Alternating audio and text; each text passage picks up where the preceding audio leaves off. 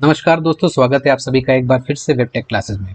दोस्तों आज हमारी ट्रिपल सी ऑनलाइन सीरीज की 13th क्लास है और हमारा चैप्टर 3 जो लिब्रे ऑफिस राइटर है हम उसे पढ़ रहे हैं। जैसा कि आप सभी जानते हैं कि हम पहले 2 क्लासेस में भी लिब्रे ऑफिस राइटर के कई टॉपिक्स कवर कर चुके हैं। आज हमारी लिब्रे ऑफिस राइटर की तीसरी क्लास है और आज हम बात करेंगे टेक्स्ट क्रिएशन एंड मैनिपुलेशन की, जिसमें से हमारे कुछ टॉपिक्स ये हैं: editing text, text selection, cut copy paste देखेंगे, फॉन्ट क्या होता है, कलर स्टाइल साइज सिलेक्शन ये कैसे करते हैं इसके बारे में भी हम जानेंगे, अलाइनमेंट क्या होता है टेक्स्ट का ये भी देखेंगे, अनडू रीडू ये सब कैसे करते हैं, क्या होते हैं, ये सारे चीज़ों के बारे में बात करेंगे और फिर लास्ट में कुछ क्वेश्चंस देखेंगे। तो दोस्तों आज की क्लास शुरू करते हैं और क्योंकि हमारे सारे जो आज के टॉपिक्स हैं वो पूरे प्रैक्टिकली बेस्ड हैं, तो हमने यहाँ पर सीधे एक प्रैक्टिकल के लिए एक फाइल ऑलरेडी बनाई हुई है और इसकी मदद से ही हम सारे प्रैक्टिकल्स देखेंगे, आज के सारे टॉपिक्स कवर करेंगे। तो चलिए दोस्तों आज की क्लास शुरू करते हैं। सबसे पहले बात करते हैं दोस्तों हम एडिटिंग ऑफ टेक्स्ट में, जिसमें हम सबसे पहले बात करेंगे कर्सर के मूवमेंट की। तो सबसे पहले दोस्तों बात करते हैं कर्सर की, यानी कर्सर होता क्या है। तो दोस्तों कर्सर एक इंडिकेटर होता है जिसकी मदद से आपको ये पता चलता है कि जब आप कुछ टाइप करोगे कीबोर्ड के थ्रू तो वो स्क्रीन पर लिखेगा कहाँ पर। तो जैसे कि यहाँ पर मैंने अभी कर्सर को इस लाइन के स्टार्टिंग में रखा हुआ है, अभी मैं अगर कुछ इसमें टाइप करूंगा तो वो उसके पहले लिख देगा। जैसे कि मैंने मूव कर्सर 1 कैरेक्टर, ये जो लाइन लिखी हुई थी इसके पहले कर्सर रखा हुआ तो और कुछ टाइप किया तो ये उसके पहले आ गया। अभी मैंने इसको डिलीट कर दिया। अब मैं कर्सर को मूव के बाद रखता हूं तो यहाँ पर मैंने जो लिखा तो मूव के बाद लिखना शुरू इसने कर दिया। तो कर्सर क्या होता है? एक इंडिकेटर होता है जो हमें बताता है कि हम अगर कुछ टाइप करेंगे तो वो कहाँ पर लिखेगा। नेक्स्ट अगर हम बात करें कर्सर के मूवमेंट की, तो दोस्तों यहाँ पर लेफ्ट एरो की, राइट एरो की, अप की और डाउन की से हम कर्सर का मूवमेंट करते हैं। अगर मैं यहाँ पर आपको एक ऑन स्क्रीन कीबोर्ड भी ले लेता हूँ जिससे समझाने में आसानी होगी, तो देखिए यहाँ पर अगर आप लेफ्ट एरो की यूज करेंगे तो कर्सर यहाँ पर क्या लिखा हुआ है, मूव कर्सर 1 कैरेक्टर या लेटर लेफ्ट। तो अगर लेफ्ट की यहाँ पर मैं कर्सर को यहाँ रख देता हूँ और लेफ्ट की यूज करता हूँ, यहाँ पर देखिए तो कर्सर लेफ्ट मूवमेंट कर रहा है। फिर उसके बाद देखिए राइट एरो की अगर मैं यूज करूंगा तो कर्सर राइट मूवमेंट करेगा। यहाँ पर देखिए मैंने कर्सर रखा हुआ है, मैं राइट की क्लिक कर रहा हूँ तो बार बार कर्सर एक एक कैरेक्टर राइट जाता जा रहा है। फिर अप और डाउन की भी इसी तरह से होती है। अगर हम कर्सर को ऊपर की लाइन में ले जाना चाहते हो तो अप की यूज कर सकते हैं और अगर नीचे की लाइन में ले जाना चाहते हैं तो डाउन की यूज कर सकते हैं। उसके बाद दोस्तों होम की और एंड की, ये थोड़ा सा इंपॉर्टेंट हो जाती हैं। ये एग्जाम में कई बार पूछा भी जा सकता है आपसे कि होम की करने पर कर्सर कहाँ जाएगा। तो होम की प्रेस करने पर दोस्तों कर्सर लाइन की स्टार्टिंग में जाता है। देखिए यहाँ मैं क्या करता हूँ, कर्सर को यहाँ पर इस जगह पर रख देता हूँ और ये होम की है, मैं इस पर क्लिक करूंगा तो देखिए कर्सर अब यहाँ पे आ गया है। अब अगर एंड की बात करें तो वो लाइन के एंड पे चला जाता है। ये मैंने एंड की किया और देखिए कर्सर यहाँ पर आ गया है। अब बात करें कंट्रोल प्लस होम और कंट्रोल प्लस एंड, ये भी शॉर्ट की दोस्तों बहुत इंपॉर्टेंट है, एग्जाम में पूछी जा सकती है। देखिए होम की और एंड की से क्या हो रहा है, कर्सर लाइन के स्टार्टिंग और एंड में जा रहा है। तो कंट्रोल प्लस होम से और कंट्रोल प्लस एंड से पूरे डॉक्यूमेंट के स्टार्ट और एंड में जाता है। ये आप याद कर सकते हैं बहुत आसानी से। मैं अभी आपको ये प्रैक्टिकली भी दिखाता हूँ। देखिए यहाँ पर मैंने कर्सर रखा हुआ है। अब मैं कंट्रोल की के साथ मैं होम प्रेस करूंगा तो देखिए एकदम स्टार्टिंग में हमारे डॉक्यूमेंट के स्टार्टिंग में आ गया है।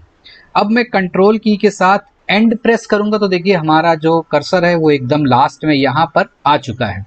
नेक्स्ट अब हम बात करते हैं हमारे अगले टॉपिक की। तो हमारा अगला टॉपिक है ऐड वर्ड्स, कैसे हम वर्ड ऐड करते हैं। तो वर्ड ऐड करने का तो दोस्तों बहुत आसान है कि put cursor wherever required and start typing. जहां भी आपको वर्ड्स ऐड करने हैं या कुछ लिखना है तो आप वहां पर कर्सर रख दीजिए और लिखना स्टार्ट कर दीजिए। जैसे कि मुझे सपोज करिए इसके बाद लिखना है तो मैंने कर्सर को वहां पर रख दिया और लिखना स्टार्ट कर दिया, हेलो फ्रेंड्स। तो ये मैंने यहाँ पर लिख दिया।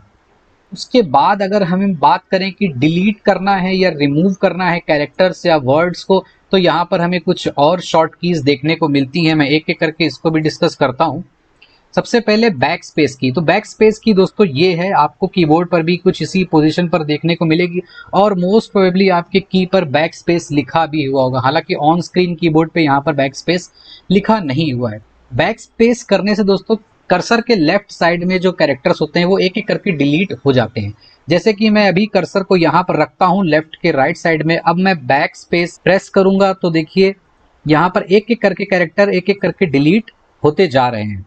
इसके बाद अगर हम बात करें दोस्तों डिलीट की जो आपको कीबोर्ड पर कुछ यहाँ पर देखने को मिल रही है, तो डिलीट की और बैक स्पेस की दोनों में सिर्फ दोस्तों इतना ही अंतर होता है कि जब आप बैक स्पेस प्रेस करते हैं तो जो कर्सर होता है उसके लेफ्ट साइड के जो कैरेक्टर्स होते हैं वो डिलीट होना स्टार्ट होते हैं, लेकिन अगर आप डिलीट की प्रेस करते हैं तो जो कर्सर के राइट साइड के कैरेक्टर्स होते हैं वो डिलीट होना स्टार्ट होते हैं। तो जैसे कि मैं यहाँ आपको प्रैक्टिकली भी करके दिखाता हूँ, तो मैं अपने कर्सर को यहाँ फ्रॉम के जस्ट पहले रख देता हूँ। अब मैं डिलीट की प्रेस करूंगा, देखिए यहाँ पर मैं डिलीट की प्रेस करने जा रहा हूं, तो अब कर्सर के राइट साइड में क्या लिखा है, फ्रॉम, और लेफ्ट साइड में लिखा है कैरेक्टर। तो मैं डिलीट की प्रेस करूंगा तो फ्रॉम का पहला कैरेक्टर जो एफ है वो डिलीट होगा, फिर आर डिलीट होगा, फिर ओ डिलीट होगा, इस तरह से डिलीट होना स्टार्ट हो जाएगा। ये देखिए, ये मैं प्रेस करता जा रहा हूँ और वो आगे राइट साइड में डिलीट होना शुरू हो गया। अभी यहीं से अगर मैं बैक स्पेस की प्रेस करना शुरू कर दूं तो जो लेफ्ट साइड के कैरेक्टर्स हैं वो डिलीट होना स्टार्ट हो जाते हैं। इसके बाद अगर मैं बात करूं कंट्रोल प्लस बैक स्पेस की और कंट्रोल प्लस डिलीट की, तो दोस्तों इसमें अंतर सिर्फ इतना होता है कि सिर्फ बैक स्पेस और सिर्फ डिलीट करने से कैरेक्टर्स डिलीट होते हैं, लेकिन जैसे ही आप कंट्रोल के साथ बैक स्पेस करोगे तो पूरा का पूरा वर्ड डिलीट होता है। जैसे कि टू, डिलीट, ए, कंप्लीट, ये एक एक वर्ड है। तो जैसे ही मैं यहाँ पर कर्सर रखूंगा और कंट्रोल प्रेस करूंगा और कंट्रोल के साथ यहाँ पर मैं, देखिए यहाँ पर मैं कर्सर रखता हूँ, कंट्रोल के साथ में बैक स्पेस प्रेस करोगे तो कंप्लीट वर्ड जो है ये पूरा का पूरा डिलीट हो जाएगा। मैं आपको दिखाता हूं, यहां पर मैंने कर्सर रखा और क्लिक किया बैक स्पेस, तो देखिए पूरा डिलीट हो गया। क्यों? क्योंकि मैंने कंट्रोल के साथ प्रेस किया है। अब अगर मैं फिर कर्सर रखूं और कंट्रोल के साथ डिलीट प्रेस करूंगा तो ये वर्ड जो लिखा हुआ है ये डिलीट हो जाएगा। ये देखिए डिलीट हो गया है। तो दोस्तों जिस तरह से बैक स्पेस और डिलीट में ये अंतर होता है कि बैक स्पेस लेफ्ट साइड के कैरेक्टर्स को डिलीट करता है और डिलीट राइट साइड के कैरेक्टर्स को डिलीट करता है, उसी तरीके से कंट्रोल प्लस बैक स्पेस क्या करता है, लेफ्ट साइड का जो वर्ड होता है उसे डिलीट कर देता है और control plus delete right side के जो वर्ड होते हैं उसे डिलीट करता है। अब हम बात करते हैं दोस्तों आज के अगले टॉपिक की, जो है टेक्स्ट सिलेक्शन। टेक्स्ट सिलेक्शन दोस्तों बहुत आसान है। जैसे कि आप इतने लिखे हुए वर्ड को सेलेक्ट करना चाहते हो तो इसको अलग अलग तरीके होते हैं सेलेक्ट करने के लिए। एक एक करके हम बात करते हैं। जैसे पहला तरीका है माउस से सेलेक्ट करना। तो माउस से सेलेक्ट करना दोस्तों सबसे आसान होता है। तो माउस से सेलेक्ट करने के लिए दोस्तों हमें क्या करना पड़ता है, press and hold the left click and move cursor. यानी कि जहां पर भी हमें जो सिलेक्शन करना है आप सबसे पहले कर्सर को माउस के थ्रू वहां पर रख सकते हैं और यहीं पर हमें रखे हुए जो माउस की लेफ्ट की होती है उससे प्रेस करना है, उसे प्रेस किए रहना है यानी होल्ड रखना है और अपना कर्सर का मूवमेंट लेफ्ट करना है या राइट करना है। जिस भी डायरेक्शन में आपको टेक्स्ट सेलेक्ट करना है उस डायरेक्शन में आप कर्सर को मूव कर सकते हैं और उतनी लाइन ऑटोमेटिकली आप सेलेक्ट कर पाएंगे। ये देखिए यहाँ पर ये इतनी लाइन सेलेक्ट हो गई है।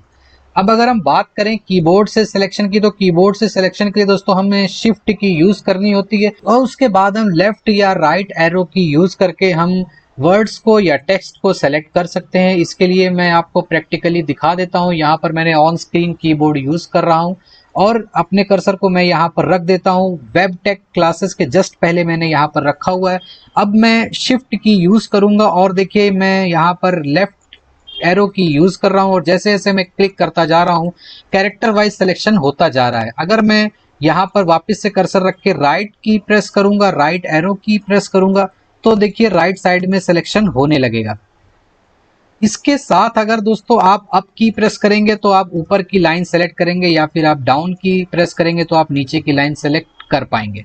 इसके बाद दोस्तों अगर आपको पूरा का पूरा डॉक्यूमेंट सेलेक्ट करना है एक साथ तो आप कंट्रोल के साथ ए की प्रेस कर सकते हैं और पूरा का पूरा डॉक्यूमेंट एक साथ सेलेक्ट हो जाएगा। मैं वो भी आपको करके दिखा देता हूँ। ये मैंने यहाँ पर देखिए कंट्रोल की प्रेस करी है और ए प्रेस कर दिया है। जैसे ही मैंने कंट्रोल के साथ ए की प्रेस कर दी है देखिए यहाँ पर ऊपर से नीचे तक पूरा डॉक्यूमेंट एक साथ सेलेक्ट हो चुका है।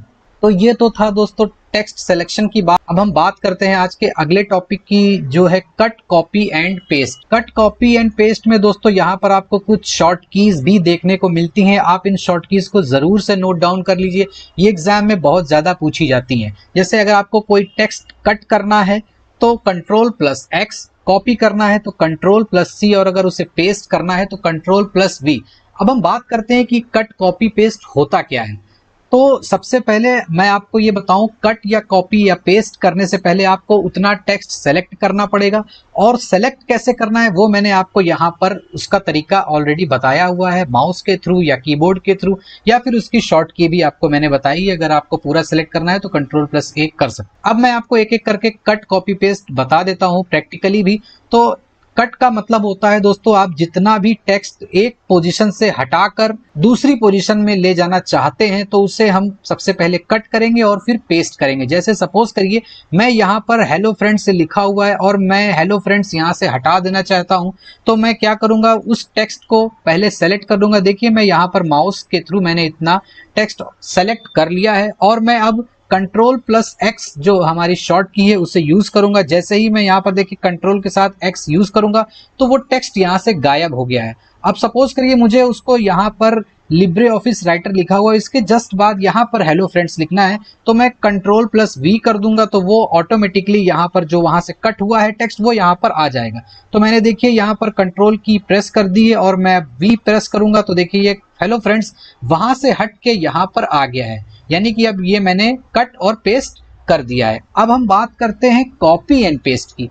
कॉपी एंड पेस्ट का मतलब होता है दोस्तों, वो टेक्स्ट या वो टेक्स्ट सिलेक्शन वहां पर भी रहेगा और दूसरी जगह जहां पर आप पेस्ट करेंगे वहां पर भी रहेगा। जैसे कि वेबटेक क्लासेस लिखा हुआ है तो मैं वेबटेक क्लासेस को सेलेक्ट कर लूंगा, सेलेक्ट करने के बाद मैं कॉपी करूंगा तो मैं कंट्रोल प्रेस करूंगा और फिर C प्रेस करूंगा, तो अब ये कॉपी हो गया है। आपने एक गौर किया होगा कि जब मैंने कट किया था तो वहां से वो टेक्स्ट गायब हो गया था, लेकिन कॉपी करने के बाद ये यहाँ से गायब नहीं हुआ है, क्योंकि कॉपी और पेस्ट करने में ओरिजिनल जगह पर भी रहता है और जहां पर आप पेस्ट करते हैं वहां पर भी वो टेक्स्ट आ जाता है। अब मैं वापस से इसे यहाँ पर पेस्ट करूंगा, यानी कंट्रोल के साथ V प्रेस करूंगा तो देखिए हेलो फ्रेंड्स जो मैंने वहां से कट किया था और उसके बाद ये जो वेबटेक क्लासेस यहाँ पर पेस्ट किया है तो ये वहां पर भी आ गया है।